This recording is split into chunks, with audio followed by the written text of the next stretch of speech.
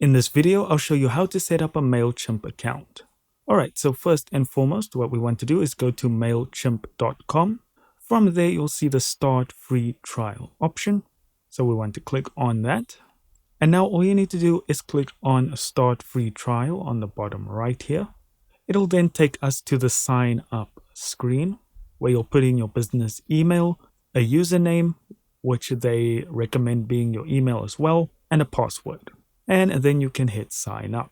So we're almost set up here. The next thing we want to do is go to Gmail or Outlook or whatever email client you are using and look for a verification email from Mailchimp. Should look something like this. And you just want to click on activate account. And once you do, you'll be brought to this screen. So unfortunately, you will have to put in your card details or your PayPal details to use the 14-day free trial. So put in all your details, then click on the authorization box on the right and hit start free trial. And that's it. That's how you set up a Mailchimp account. Thank you so much for watching. Don't forget to hit like and subscribe, and I'll see you in the next video.